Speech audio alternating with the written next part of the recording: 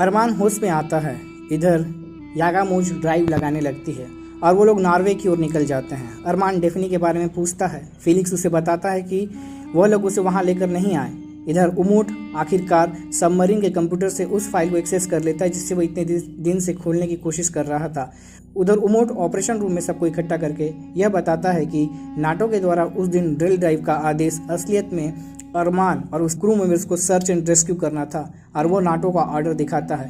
इधर अरमान अपना आपा खो देता है और उमोट के ऊपर हमला कर देता है। सभी लोग मिलकर अरमान को रोकते हैं।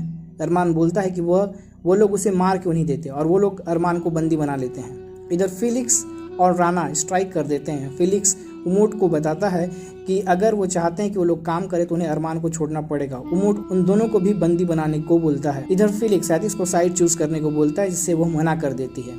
फिलिक्स अरमान को यह बताता है कि डेफनी को इन सब के बारे में पहले से मालूम था। यागामोज का ड्रिल नहीं बल्कि वो एक रेस्क्यू मिशन था। वो कहता है कि सबको अरमान की ज़रूरत है और डेफनी भी यह नहीं चाहती होगी कि अरमान अपने लाइफ को इस प्रकार से वेस्ट करे। अरमान योंजा से मिलता है। वह बोलता है कि डेफनी की मौत का जिम्मेदार वो नहीं बल्कि उमोट है और वह उसे डेफनी का एक लॉकेट देती है। अरमान उसे बताता है कि उसने सेलर्स को बात करते सुना है और 2 स्टर्न टॉर्पेडो ट्यूब खाली हो गए हैं। वो बताता है कि जब वो बल्गेरिया जाने वाले थे तब सबमरीन में अलार्म बजा था और उसके बाद उमोट ने नॉर्वे जाने का डिसाइड किया था, इसलिए ज़रूर वह उनसे कुछ छिपा रहा है। डेफनी उसे बताती है कि उमोट वैसा नहीं है जैसा वो सोच रहा है। वो बताती है कि वह उस पर भरोसा करती है। वो योंजा से कहता है कि उसे उमोट से अकेले में मिलना है। इधर आल्टन फिलिक्स और राना को कोई दूसरा काम करने को कहता है।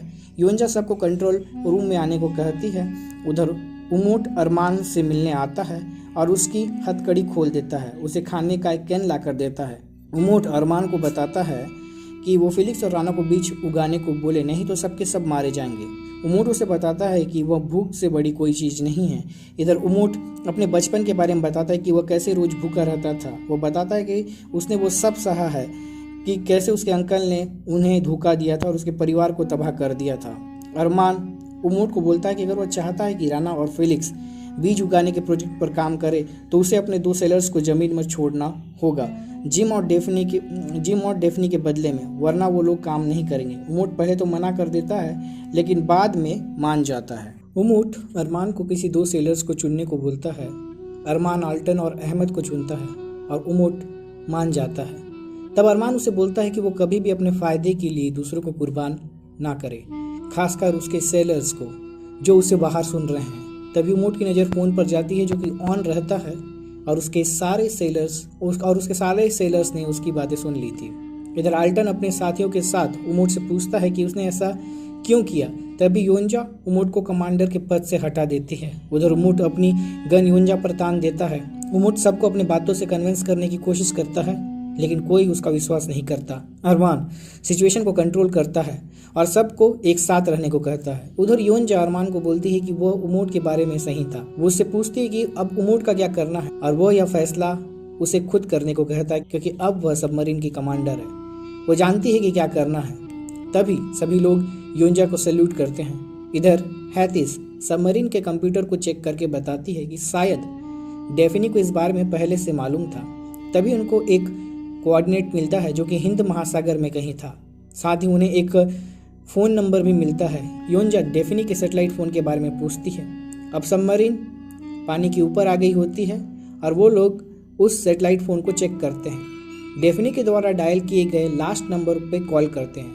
वहाँ से एक आदमी फ़ोन उठाता है और बताता है कि वो अरमान के पिता हैं। वो अरमान से पूछते हैं कि उन्हें प्लान के बारे में कितना पता है। वो बोलता है कि डेफनी ने उसे कुछ भी नहीं बताया है। वो बताते हैं कि यह सारा प्लान उनका ही था, डेफनी का रिसर्च करना, उसे डाइव के लिए तैयार करना और यागामोज का उनको बचाना। और वो कहते हैं कि उन्होंने उसे नए कोऑर्डिनेट भेजे हैं। तब अरमान उससे बताता है कि डेफनी मारी गई है। अब वो अरमान से कहते हैं कि उन्हें अब हिंद महासागर के उस कोऑर्डिनेट में आना होगा जो कि इंडिया के पास कोई आइलैंड है। अरमान बोलता है कि उमोट सही था क्योंकि अरमान भी इस प्लान का हिस्सा था लेकिन उसे पता नहीं था। अरमान पहले बीज लेने की बात करता है और बाद में वो अरमान के डैड के लोकेशन में जाएंगे। उधर योंजा राना और हसन को डूम्सडे वॉल्ट में जाने को बोलती है। हसन और राना को एक प्लेन दिखता है। हसन अपनी बंदूक निकालकर उनकी ओर बढ़ता है और राना को खबर करने को बोलता है। आल्टन को रडार में एक मिसाइल सबमरीन की ओर आते हुए दिखती है। इधर अरमान को 2 आदमियों के लड़ने की आवाज आती है। वो उस ओर बढ़ता है। वहाँ एक आदमी किसी को गन पॉइंट में रखे रहता है। इधर सबमरीन में अलर्ट बजने लगता है। उधर अरमान उस आदमी की ओर भागता है। वह उसे वहीं रुकने को बोलता है, लेकिन अरमान उस ओर बढ़ता है और वो अरमान को शूट कर देता है। अरमान आंखों के सामने उसकी लाइफ फास्ट बैक में प्ले होती है और यह सीरीज इसी के साथ खत्म हो जाती है। मुझे उम्मीद है कि यह सीरीज आपको पसंद आई होगी। अगर ये सीरीज आपको पसंद आई है तो इसी प्रकार की साई-फाई मिस्टीरियस ड्रामा सीरीज के लिए आप मेरे चैनल को सब्सक्राइब कर सकते हैं। और अगर यह सीरीज आपको सच में पसंद आई है तो इस वीडियो को लाइक कर सकते हैं। आपका सपोर्ट हमेशा अच्छा लगता है। और आपसे मुलाकात होगी अगले न्यू वेब सीरीज़ में। तब तक के लिए दोस्तों अलविदा।